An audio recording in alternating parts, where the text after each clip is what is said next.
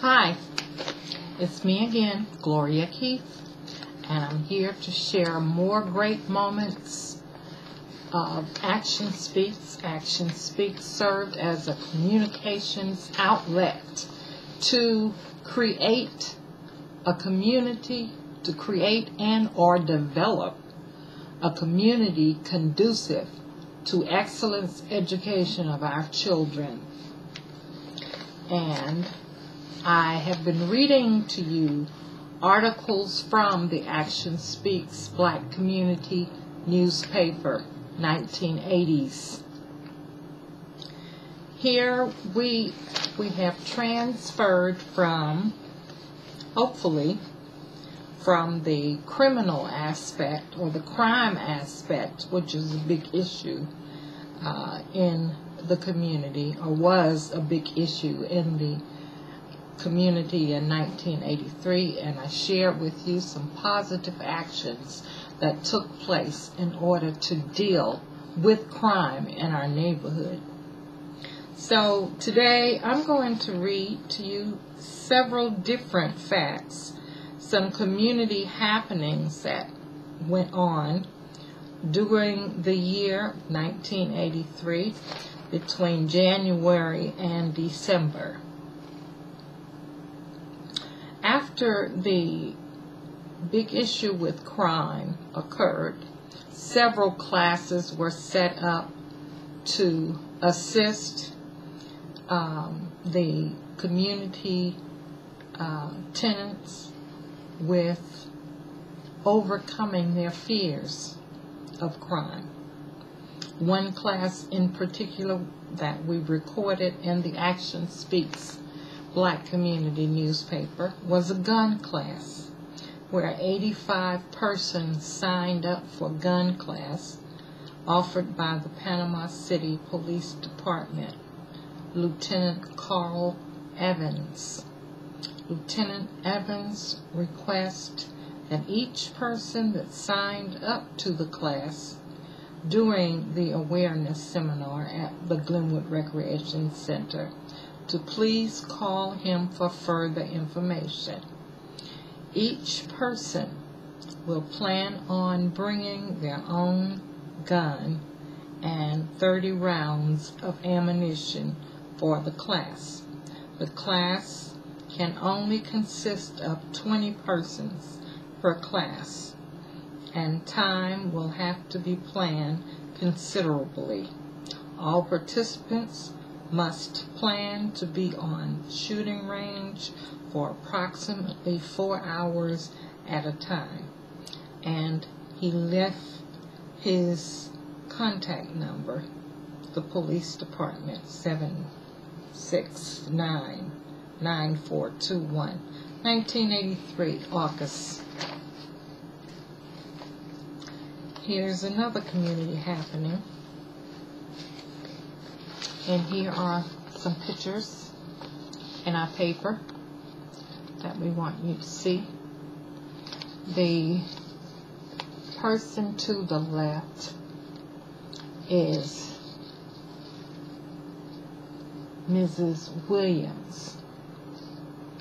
The wife, just recently deceased, but in 1983 until 2012. Mrs. Williams was the wife of the Bishop Samuel L. Williams at the Firstborn Church across from the Glenwood Elementary School, Neil's Temple, Firstborn Church. Let me read a little bit about why Mrs. Williams was highlighted in the Action Speaks Black Community newspaper.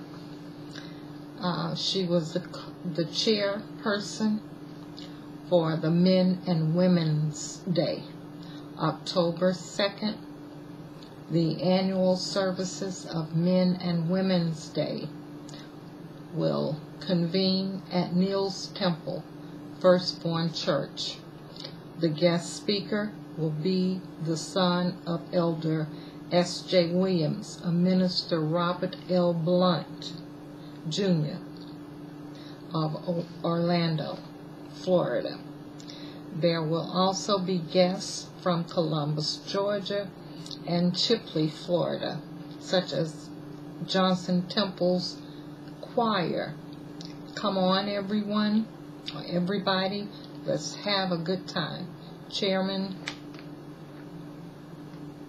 are Deacon J.F. Stanley and Minister Williams and Deaconess Margaret Stanley, another chairperson, female chairperson.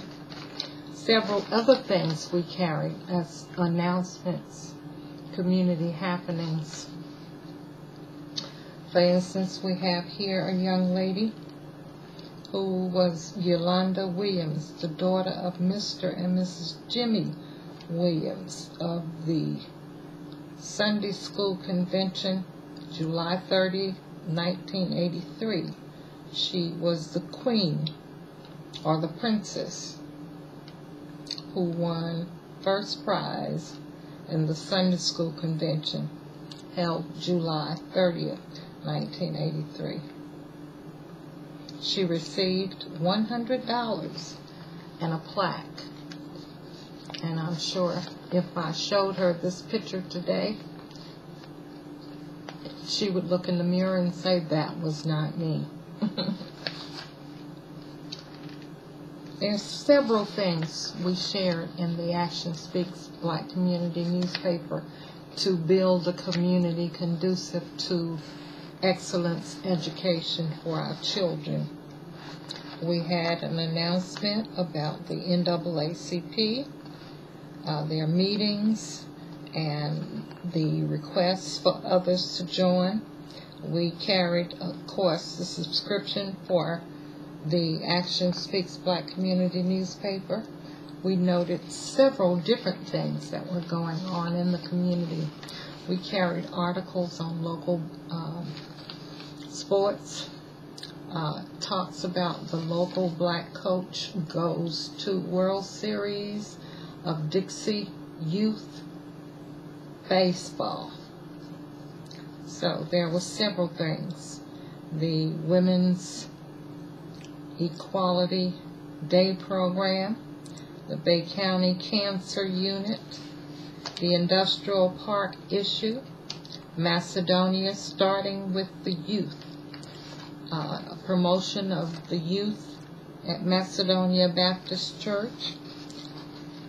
We carried ads of the Buns dry cleaners. There were many different things that were actually going on in the community. Later on, one of our topics will be why black organizations die, why black communities die, and we will tell you what happens and after our research on why things are not going as well in the community now, or not building fast enough to actually equate with the populations that have come through the community. Why communities linger in poverty. We have some answers for you.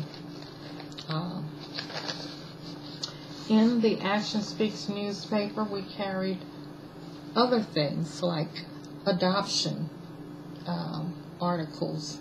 Waiting on the Dream by Mr. Bill Johnson was an adoption requesting parents to adopt children like the two children that you see in the paper. We carried information. There was information as to efforts to build our youth, to help to make them positive contributors to our community as well as to America. As you see there, the AMBI's annual Back to School Fun Day was actually visualized by Myron Hines, who also worked with Action Speaks newspaper at the time. There were other issues at the time in the 1980s The education was, the education issue was about the raise bill. Several different things. We will read and highlight some of the things at a later date. Just giving you a guide on some of the things that we carried in order to build a community and to develop it into a community conducive for excellence education for our children. We had politics, Pepsi Cola advertised in Action Speaks, the Ray Hall Chevrolet dealers in Mariana, which was about 56 miles away from Panama City. They took out an ad in the paper. So there are many different things that went on in order to build a community conducive to our children's excellence education.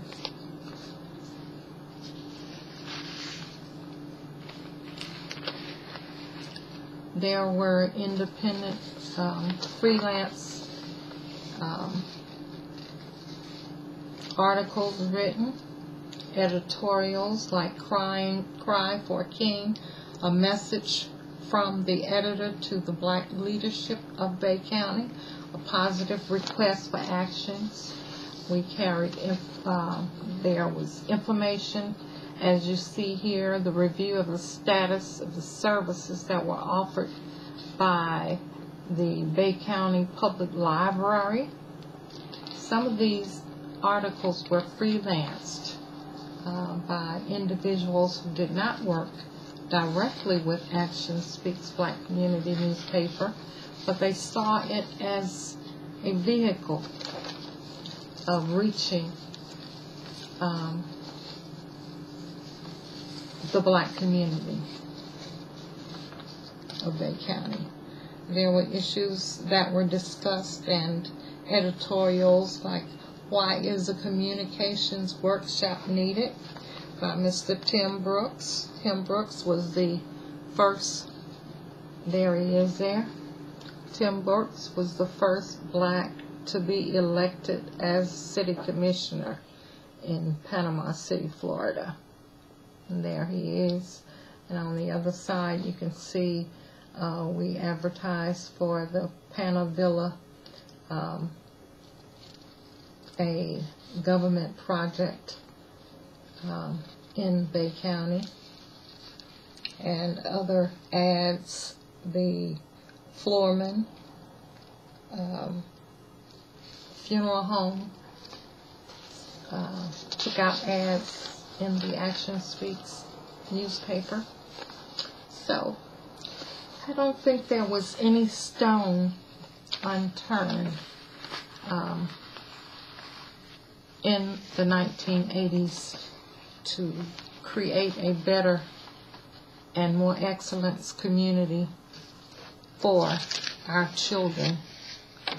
And then you look around today, 2012, and you say, well, what happened? It doesn't seem to be very much growth in the community.